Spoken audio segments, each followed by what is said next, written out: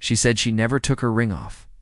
Not to sleep, not to shower, not even when she was mad at me. So the night I found it on the bathroom counter after, she swore she was at girls' night. That was the night everything changed. My name's Colin. I'm 34, and I live in a suburb just outside of Milwaukee, Wisconsin.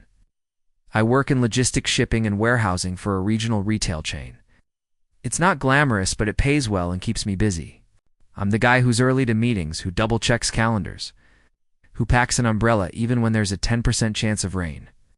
Boring, dependable, safe, that's how most people would describe me, and honestly, I liked being that guy. My wife, Mia, was the opposite in the best way.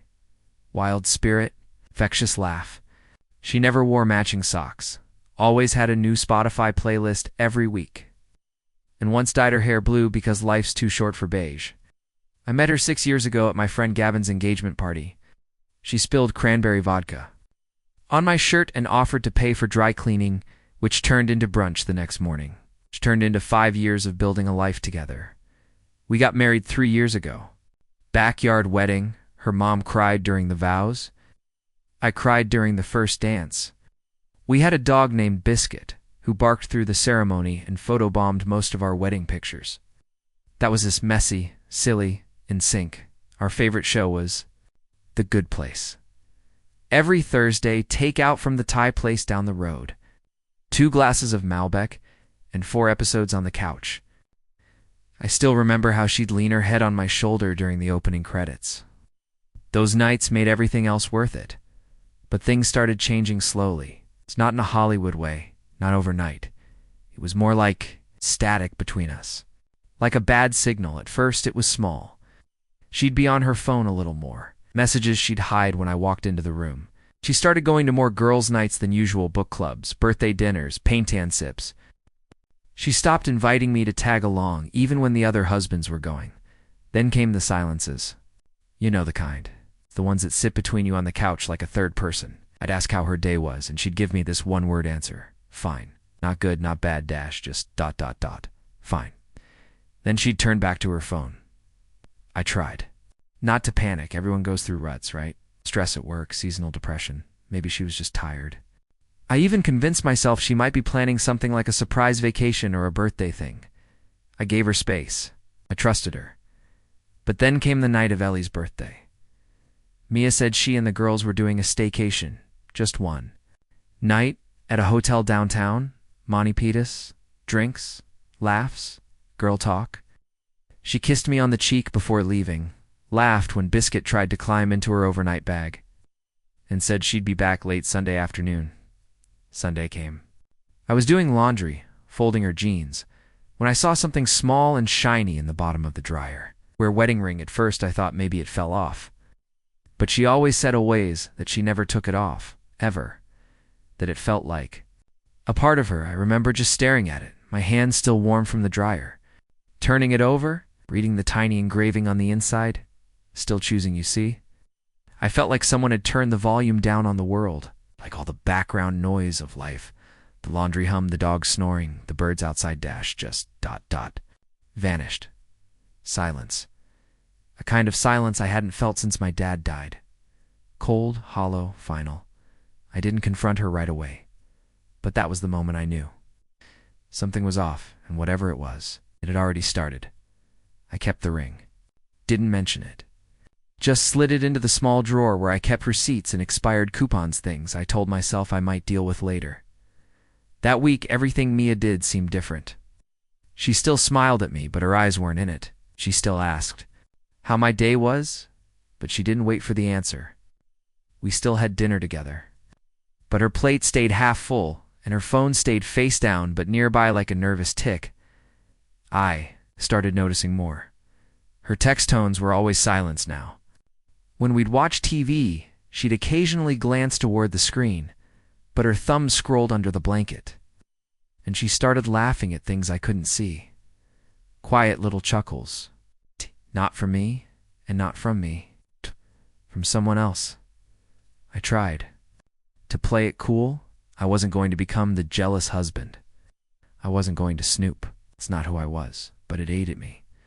The next Thursday, I came home from work early. I told my team I had a migraine, half true. Mia was supposed to be out running errands. The house was quiet. Her laptop was open on the kitchen counter. I hesitated. I really hesitated. Then I looked. There was a string of messages open Facebook. Messenger. A guy named D. That's all it said. D. No last name, no profile picture, just a gray bubble. The messages weren't explicit. Nothing that would make your heart stop outright. They were wrong. I needed that. Night was amazing. Still thinking about you today. Wish I could kiss you right now. Did he notice anything? I didn't scroll further. I didn't need to. My fingers were shaking, my jaw tight. I wanted to scream. I wanted to flip the table, smash the laptop, burn the house down and salt the earth. But I didn't. I just stood there, numb. Betrayal isn't loud. It's silent, heavy, like being underwater, watching the world from behind glass while everyone else breathes. That night I didn't sleep. I laid in bed with her next to me, her body turned away, breathing slow and steady, and stared. At the ceiling, I could hear her breathing. I could smell the vanilla scent of her shampoo. It made me nauseous. I kept thinking, who the hell is D? The next few days were a fog. I pretended to be normal. I smiled, joked, went to work, answered emails, but everything was performance, or a mask. I was studying her every move. She started locking. Her phone. Changed the password on her Mac. Turned off iMessage notifications. I wasn't even trying to spy, but that made it worse. She was hiding from someone who hadn't even been looking. She got bolder too, more confident. One night I asked her if she wanted to go out for dinner, just us like we used to. Her eyes flickered. She said she had a spa appointment and couldn't reschedule. No apology, just a shrug. Another time I mentioned a weekend getaway, Lake Geneva, where we'd spent our honeymoon. She smiled politely and said, "That's sweet, babe, but I think I need some time to myself." It was like watching someone repaint the walls of your house while you were still living in it, like they'd already moved on, emotionally, and just hadn't packed the boxes yet. Then came the lie that broke me. Saturday night, she said she was going to a friend's birthday again. Girls' night, dinner, dancing, wine, the usual. She got dressed in a black slip dress I'd never seen before. Lipstick I hadn't smelled on her in months. I stood at the doorway. As she left, she looked back, blew me a kiss, and said, "Don't wait up." I teared instead. Instead, I checked the tracking app she forgot was still installed on her car. She went nowhere near Ellie's. She parked downtown in the 3rd Ward. I saw the location, a loft apartment above a coffee shop. And she stayed there for 5 hours. Then drove back around 1:30 a.m. When she walked in, I was pretending to be asleep. She tiptoed around like she was avoiding creaky floorboards, slipped into the bathroom. I heard the faucet run. Then I heard a small clink on the counter. The next morning, I went in after she left to get coffee with her sister. The ring was there, same spot, next to the sink. Not lost. It's not forgotten. Removed. That was the final crack. Not a misunderstanding, not a flirty message. It's not emotional distance. This was intentional, symbolic. She didn't want to wear my name on her hand while she was with him, and that was the moment I stopped being in love with her. That was the moment I started planning. I didn't scream. I didn't accuse. I didn't cry. Instead, I made a folder on my desktop and named it Closure. Inside, I saved screenshots, time logs, car tracking data, message snippets I'd forwarded to myself. I even took a photo of the ring sitting there on the bathroom counter with a time-stomped Weiss. I started gathering details like I was prepping for a job interview. Calm, focused, precise. It was strange. The more I documented, the less it hurt. I guess I was trying to turn pain into proof. I needed something that made it feel real, because the person lying in bed beside me every night didn't feel like my wife anymore. She was a stranger who wore my last name like a borrowed jacket. Over the next 2 weeks, I became a man on a quiet mission. I never mentioned the messages. Never looked at her any differently in the morning. I kissed her forehead when she left for work. I texted her the usual good mornings. I even joked with her like we used to, but inside I was somewhere else entirely. I reached out to Ellie first. I knew they were still friends, and I also knew Ellie hated liars. So I asked her casually over coffee, "Hey, thanks for letting Mia crash at your place a few weekends ago." She said, "You guys did a staycation?" Ellie blinked. "What are you talking about?" Boom. She hadn't even lied right. Ellie thought Mia was out of town with coworkers that weekend. Said she hadn't seen her in 2 months. That confirmed it. Mia wasn't just lying to me. She was lying to everyone. Then, I made a phone call I'd been putting off. Her dad, Dave, was always good to me. Bit old school. Vietnam vet energy. Always suspicious of everyone, but he trusted me. He'd even pulled me aside the day before our wedding and said, "If she ever hurts you, you tell me, I mean it." Told him. Not everything, just enough. Just the truth. I didn't want revenge. I wanted reality to show up at her doorstep like a subpoena. He didn't say much. Just sighed and said, "You do what you need to do, son." That Friday, I set the trap. Mia told me she was going out for another girls' night. I smiled and nodded. I said, "Have fun, babe." She said, "Love you." And that was the last lie she ever told me in our house. She left at 6:42 p.m. By 7:15. I had packed 2 bags, one for me and one for Biscuit. By 8 o'clock, I was at a hotel. By 9 o'clock, the email was sent. It was addressed to her, CC'd to her parents. Subject: Since you didn't bring the truth home, I did. Inside was a Google Drive folder link, titled "While You Were Out." Inside that, screenshots, maps, timestamps, photos, her ring. Her lies. I turned off my phone and sat in silence. 2 hours later, when I turned it back on, there were 17 missed calls. 11 from Mia, 3 from her mom, 2 from her dad, and 1 from an unknown number I knew was probably D. Didn't answer any of them. Around 2 a.m. The hotel desk called and said a visibly upset woman was in the lobby asking for me. I didn't go down. Instead, I opened the notepad and wrote something I had to see out loud. "You took the ring." "Off, Mia." "I didn't. You left first, even if you were still sleeping in my bed. And now, you're just another person I used to know." She texted again the next morning. "Please come home. Let's talk." I didn't mean for it to go this far. I didn't respond. 2 days later, I filed for separation. I moved into a short-term rental and got Biscuit registered under my name. I had already removed her from the joint bank account, and when she showed up to beg at the door of my new place, I didn't even open it. I watched her through the peephole, ring in hand, tears on her cheeks. She mouthed the word "please" more times than I could count. But the damage wasn't just emotional, you see. What she didn't expect, what no cheater ever expects, is how small the world gets when the truth comes out. The final twist. Remember D? I finally found out who he was. Not some stranger, not a coworker. He was our neighbor's younger brother. Yep, the neighbor. The one who invited us to backyard BBQs. The one who borrowed my leaf blower. The one whose Wi-Fi password Mia had just in case ours went out. Turns out she was closer to their house than I thought. After everything came out, things unraveled fast. She moved back in with her parents 2 towns over. I heard she quit her job the following week, something about needing space for her mental health, which I didn't doubt. Honestly, I wasn't angry anymore. I was just hollow, like I'd been carrying her weight for so long, and now that she was gone, I didn't know what to do with the empty space. I started therapy. Not the cliche, just talk about your feelings. Kind. This Garager was blunt, older, didn't sugarcoat anything. In our first session, I told him what happened. He let me talk for 10 minutes straight, then paused and said, "You know, it's not your fault she took off the ring, right?" That stopped me, because I didn't know. Some part of me had been walking around thinking, what did I do wrong? Did I stop being fun? Did I work too much? Did I miss the signs? But hearing someone say it out loud, that her betrayal wasn't some response to my shortcomings, it helped more than I expected. I kept going.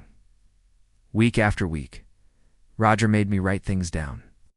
The exact moment I stopped trusting her. It's the first time I caught her lying. What I wished I had said to her when I found the ring. That last part hit the hardest. I wrote, "You didn't lose the ring. You left it. And in doing that, you let go of everything we built." Meanwhile, Mia wasn't handling the fallout well. Her dad stopped speaking to her. Her mom tried to patch things up by reaching out to my, offering long, rambling explanations. That sounded more like apologies from Mia than from her. Mutual friends split down the middle. Half of them ghosted both of us, uncomfortable with the drama. The other half texted me quietly, saying things like, "I always had a weird feeling about her. You deserved better, man. If you ever need a beer, hit me up." Like a few weeks later, she tried to bump into me at the dog park. I was walking Biscuit. She showed up out of nowhere, holding a to-go coffee like she just happened to be in the area. She wore the same hoodie I gave her our first winter together, like nostalgia was some kind of weapon. She smiled and said, "You look thinner," I said. "You look like someone who made their bed." She laughed awkwardly and said, "I was stupid, Colin, but I'm not a bad person." That was her angle now. She was the victim of her own confusion. That's how she framed it, like she tripped into someone else's bed on accident. I didn't fight. I just let her talk. I watched her face, her hands fidgeting with the coffee lid, and I realized something. She wasn't crying for me. She was crying because the version of her life she wanted, perfect husband, stable future, secret lover on the side, was gone. She missed the illusion, not the reality. Before she left, she looked at Biscuit and whispered, "I miss him." I said, "He doesn't wait by the door anymore." She blinked, took a breath like she was going to say something else, then walked away.